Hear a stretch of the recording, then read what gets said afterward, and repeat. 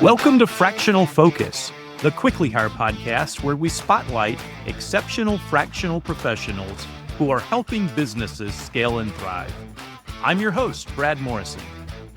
Today we're joined by Allison Meredith Smith, a globe-trotting content creator who built her thriving fractional career while exploring 58 countries. From Peace Corps volunteer to strategic copywriter, Allison now helps founders develop content strategies from her home base in southern Spain. So I'm here today with Allison Meredith Smith. Thank you, Allison, for joining us today. My pleasure. Thanks for having me. So Allison, as you've seen, has such a diverse and deep skill set. If you could just maybe share a little bit about your educational background and some early work experience that you had. Sure. Yeah. My educational background is pretty profound. I'm one of those rare individuals that kind of grew into academia. So I currently have 4 college degrees, believe it or not. Wow. 3 undergraduates and 1 graduate degree. My graduate degree is in organizational management with a project management minor, which was really, really fun. Organization in general just comes natural to me. So I eventually adapted to this degree, which really helped me understand as an entrepreneur budding at the time, what it was to run a business from the level 0 to level whatever you want to go, and how the communication is supposed to flow between those, how important communication is when it comes to business and professionalism. And then the project management just kind of tidied that all up into a beautiful little bow for me to be able to manage and handle, pretty much a remote freelancing career. Awesome. After your initial degrees, what type of work did you do? I was working while getting my degree. I put myself through my graduate degree and my final undergrad's degree. So at that time, I was like a recruiter in a way for what is that? Like, I call it like an online learning, but it had an online function, but it was basically like a recruiter for academics, for people who are looking into getting to college and going into higher education. And then at some point you decided, hey, I'm going to do some contract work. Did you do it while you were working with a company, or how did you get into doing contract work? No, I actually was, let's see, after I got the degrees done, I moved away from recruiting and then moved into like research sales. And then I moved my way up in that company up to the executive level of doing that. And it was from there that I realized that 60-hour work week, that, endless calls and things of that nature being pulled this way, that way was not providing the beautiful view from the top that I had suspected. So from there, I decided to join the U.S. Peace Corps. And it was from the Peace Corps that I decided and came up with the idea to become a freelancer and to begin a remote working life. So I'll back you up into that because it's quite a story. But I was 33 when I decided to join the U.S. Peace Corps. And I point that out because a lot of people think that you need to start this career from a long time ago with a whole background with education. It is not true. I basically created this new career for myself. I like to say from thin air, but it was a lot of hard work, a lot of networking, and a lot of late hours, investing a lot in myself as well. I got a mentor to help me put together things like my professional portfolio, help me understand the importance of doing work for free to build a portfolio and where that could take you. And so it was after I finished the U.S. Peace Corps while full-time backpacking over about a 3-year period that I put together this career and then started actually being able to make money as a freelancer, as a copywriter, as a content creator on my own. That's incredible. I love, there's a lot Thank going you. on with that. First, the disillusionment. It's very layered.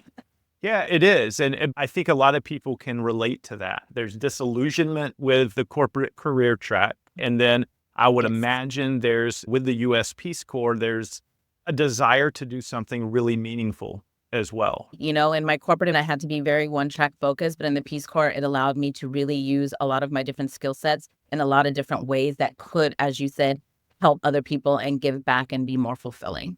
Yeah, I love that so much. And then the need to create income, right, while you're doing that, but then having that spur you into your own business as an entrepreneur as well. The initial type of contract work that you were doing or entrepreneurial work that you were doing, what was that?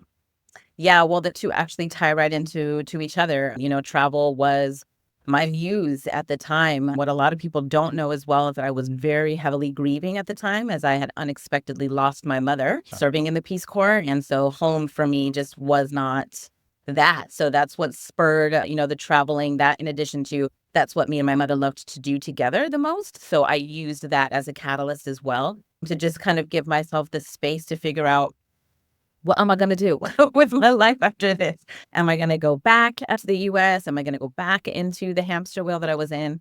Am I going to make a change? And if I'm going to make a change, in what capacity, where, for how long? All the questions. So I was dealing with all of that. But travel, like I said, was my muse. And it gave me so much inspiration to write and just share stories and inspire other people. And it was that sector that I began actually working and doing freelance work in and building my portfolio on, because I do run and operate my own adventure travel blog that on the side of that does do solo travel consultations for females who are over 30 who are looking to travel for that first time. So I love being able to bring all of the things that I've experienced in life into that package, in addition to showing people that you can create a life, as I said, in your 30s or 40s or 50s or whatever, that suits the lifestyle that you want. And that's what I feel like I can do as a freelance copywriter. Excellent. And what's interesting to me too is you took really a core skill that you do really well and you kind of position that in different ways. If you were able to do just one thing all day, every day, what would that be? Brad, I'm the worst person to ask this question, because I can never. Even when you said one thing, 15 things like went right across my brain. Like there's no way. That's like asking me to pick a favorite song or like a favorite movie. Like, it's impossible. I have so much passion for so many things. Okay, but finish the question. I'll try to answer. Well, I'll change the question a little bit and say, Okay. if you're doing something for a client, right, you're Okay. going to rely on a skill set you have. Yes. And there are a number of things that a client might ask for, right? When we talk to clients, it could be help with social media, email newsletters, write case studies or testimonials. Is there anything that you could say, you know what, this is what I do. This is what I really love doing more than some of the other stuff from a copywriting, marketing standpoint? No. I mean, And that's a I fair just, answer too. I adore content creation as a whole, and and I love it because it's so multifaceted. So it's hard for me to say there's one thing that I love to do. I mean, what I love is when I can like deliver like a full, well-rounded deliverable, right? So I'm going to give their blog that's corresponding with the social media post that has, the correct graphic to go with it, that's branded. Like, I love being able to deliver all of that. It's so, there's so many different little nuances that come wrapped in that package that it would be difficult for me to say which one I would love the most. But I mean, the thing that drives me always with my clients is just making sure that they have on one of these and that it's like ear to ear. So, whatever gets that process is, I'm welcome to that. Love it. Maybe speak a little bit between strategy and execution. Some clients that you have worked with might already have strategy in place, or folks that can do that, and some don't. That's a really good point, and that all is wrapped up in how well an engagement goes. I find that a lot of, or what could be a problem for a lot of people who seek out a pro in the beginning, is that they're not quite sure what they need and they haven't taken the time to project manage, if you will, what it is that they're looking for. But I love when I get handed those clients, because as a project manager, I can help them walk it back. So that allows me to add, additional value to them as a quickly hire pro, which just helps them just go like this. And that's the whole reason why they come to us. They're looking for a professional that can step in, make life easier, not more complicated. So I appreciate my backgrounds and my abilities to be able to do that and help make things easier for clientele. That's great. And it's interesting. I know with some of the engagements that you've had specifically, sometimes a client may come in because they think, I just need the thing done. But then someone that actually has your approach, your skill set, your experience can take the one thing and help them rethink what is needed. Or help them understand that this one thing actually requires 27 steps. And Yes. and those 27 steps might require 5 extra things that you will need to provide me, AKA make the time to do, right? And so that's kind of where it comes into play, where they're like, okay, I didn't realize that me wanting to do this would require this. So let me take a minute, think about that, and then we'll circle back to this. Or let's chip away at it like one bit at a time. Like I've had that happen a lot as well, where like we'll just work on small tasks at a time to get to, that end result of having them do that, or make that the goal that they're working towards, like for the quarter per se. But yeah. Yeah, as a founder, I can tell you that's so important. You don't know what you don't know, and Right. we're wearing so many hats. But then being able to engage an experienced pro like you that can come in and be a partner on that, to tell a founder, hey, here's some other things to think through from a strategy standpoint. What you really want is a partner in that can bring the holistic view, the strategy and execution. And I know you do that so well. Thank you. Well, thank you very much. I mean, I've had experience with both types of clients here, because there are plenty of those that love that, where I can come alongside them and walk with them. And there's others that are just like, this.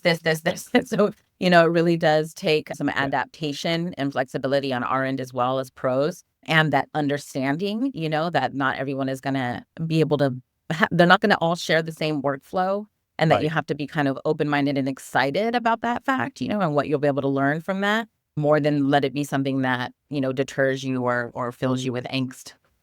Could you speak a little bit to how you normally work with or integrate into existing teams? How do you build that relationship, build the trust, and then work efficiently with a team? Absolutely. I mean, for me, everything starts with a positive attitude. So, I mean, and that energy is infectious. And so even if someone is having a bad day, be that a team member or the founder themselves that are trying to get things going, I can bring a whole bunch of positivity into something and people have no idea what they were even mad about. So I love that I can do that first and foremost, because every onboarding experience is completely different, because you don't know if you're working with an agency, if you're working with an individual, if you're coming into a small team, a large team that doesn't even know that you're being hired as a freelancer.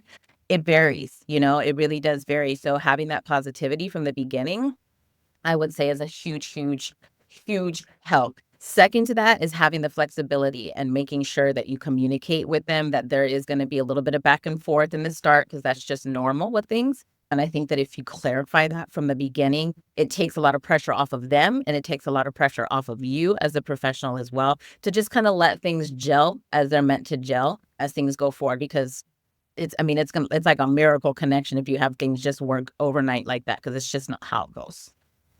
Yeah, even coming in with a strong skill set, a lot of times they have an existing workflow, or the way that they do things might be a little bit different, that has to be learned, right? Yes. And I have actually been partnered with other quickly hire pros in engagements of mine. And I have had to tell them, like, look, you're being a little frigid and how you're coming into this stuff. Like, you have to keep in mind that you're coming onto a team of existing people. That means a team with a workflow that's already in place. And if you come in with this, well, no, I'm the freelancer and I'm the professional, and so it has to go like this, you're not going to get very far. And that's just not a very good, humbling kind of start to things. But, everybody lives, learns. We also have cultural differences, because Quickly Hire is a global team, so that's part of that as well. But I mean, I love when you get those opportunities, because you do get the opportunity to help another person see a different perspective. And then I also get to learn as well, like how to work with another person who may not be as positive from the start as I am, right? And I adjust and work better with that person from my own perspective of professionalism. So Allison, tell us about some of the successes that you've had on your Quickly Hire engagements. Oh, man. I mean, I pride myself on some of my engagements, because I understand the rarity of some of them. For example, I have one that I've had for more than 2 years, which I know is very, very rare. So I'm very, very proud of things like that. I also have an engagement where their number one reason for hiring a copywriter was they needed to rank. They wanted all their focus on SERPs. They needed to get up there quickly, and they needed to do it like yesterday. So we put together a strategy and got some things going, and it took them a little bit of time to get things posting regularly. But once they got things publishing regularly on their site, they were elated with how well things were ranking, and how quickly things were ranking quicker. So that just only filled me with joy. They didn't give me specific numbers, but all they were just, they were just raving their excitement about that. And I was like, well, that was our plan. So I'm happy to hear that it's going. Let's get back to work. Let's keep going. So, I mean, there's several that I love, not to mention just the relationships that I build and foster, with some of my engagements, because I have engagements that, unfortunately had to end, but I'm still very good friends and chat with, those people, could touch base with how their business is doing, so it really is, you get out of it what you put into it, like Right. most things. Absolutely. And communication sounds so important too. And Super duper. yeah, As a remote worker and as a freelancer, I mean, it's going to be, in life, if we're being honest, communication is number one. So what's the primary way that you nurture those relationships and stay in communication with existing clients, and even, like you mentioned, after the engagement has ended? Yeah, I follow their lead on that. They're all individuals, so I expect that. There's one client who, like clockwork, needs a video call every single week, even if that's just for us to look at each other and, oh, look, what coffee is that today? Oh, you're drinking tea. Oh, okay, great. I saw the list that you had done. That looks great. All clear for this week. So some of them just like to do that. Others are strictly like just, email communications or Slack communications. Boy, I tell you, when I first got started, all the different project management platforms that I got acquainted with real quick was really hilarious as well. But yeah, I basically just follow their lead. And as far as how do I communicate with them after engagement, usually that's always via social media, because as you said, a lot of people are wholly intrigued that I run and operate my own adventure blog and love the content that I put out there. So a lot of them follow me on my Instagram or LinkedIn accounts for that, and they'll keep in touch with messages via those platforms. Awesome. Let's talk about the travel blog for a minute. Tell us a little more about that and the different channels and how someone can follow you. Yeah, sure. So my travel blog persona is different from my own self, just for anonymity's sake. But my government name is Allison Meredith Smith, and I grew up loving Carmen, San Diego, and having been born and raised in San Diego, I just kind of leaned right on that. So my travel persona is Meredith San Diego, and it is catered to first-time solo travelers or first-time solo travelers over the age of 30. I have traveled myself extensively. I have over 58 different passport stamps that I have earned. Over 40 of those I have done solo and over the age of 35, which is why I'm so passionate about the topic. And so the blog just has all kind of, helpful tidbits, community spaces that they can join, different podcasts that are actually really helpful and not full of fluff. People can follow me on Instagram. They can find me on YouTube and on TikTok. Where do you call home, Allison? I currently reside in southern Spain, in the Andalusian community of the country, in the west, in a beautiful province named Cadiz. What led you there? Why there over the many other places that you visited? I will say,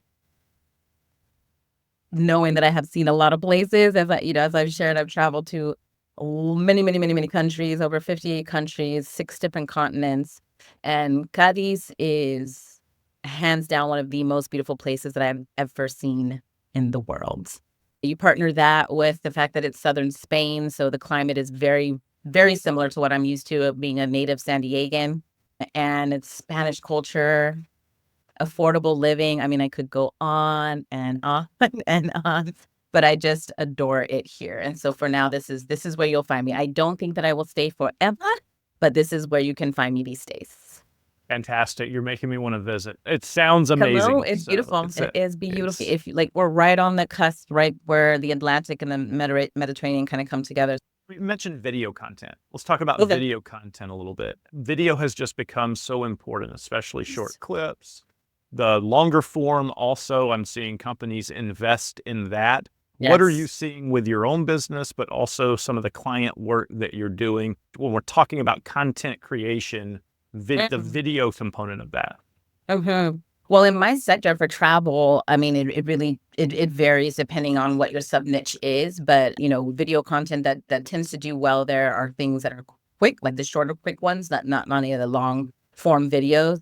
But I have worked with my clients to help them create long-term videos that feature me, like, pushing their products or talking about their brand, how that helps affiliate marketers like myself, how it would work with digital marketers like myself. So it really just kind of depends, again, on what the client needs. But video content, as you said, is here to stay. So it's just more about helping clients understand which kind of video content is best suited for their target market. And again, that's where my marketing background and a little bit of my SEO certifications really jive to help me help them achieve the goals that they want.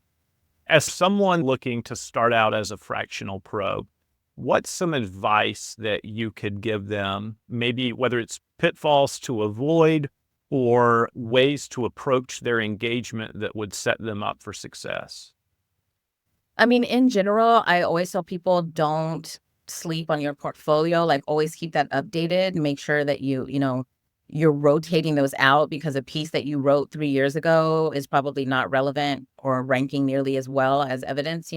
So keep that updated. I would say, again, with the positivity, like always network and always be positive. That's a very memorable trait for a lot of people. And being memorable is the name of the game. So, Allison, what are some advantages of being a fractional pro through Quickly Hire? I would say the ability to continue to grow my skill sets because, the best way to learn is by doing. And so the more engagements that I'm able to get, the more I'm able to grow my own portfolio and understanding. I learn stuff as well, like industry secrets, as well as I'm working with people and things that I can apply to my own business. It's just such a great give and take, not to mention that, we operate in a lot of ways like a tiny little community family space. So I really think that that's beautiful. And as a remote worker, like having a destination and people that I know I can trust is huge. So all of the above. Thank you for all of the amazing work you do for our clients. You are phenomenal at what you do. And we hear Thank you. so much positive feedback from the engagements that you're on. And so you are doing it very well. And so we really appreciate you sharing your story and your advice and feedback for clients that are looking to bring in fractional pros and for other potential pros that want to do fractional work. So thank you so much. Definitely. I'm happy. I'm always happy to help other people mimic the success because it is something that they can do. I am a unique person, but in no way special. So anybody can do what I do if they apply the right attitude and skills. We think you're very special, and thank you for spending the time with us today and sharing your story. My pleasure. My pleasure. Thanks for having me. Thank you for tuning in to Fractional Focus. If you're a skilled professional looking to build your fractional career or a founder seeking top-tier talent without the full-time commitment, visit quicklyhire.com today. Subscribe for more conversations with exceptional professionals who are redefining the future of work.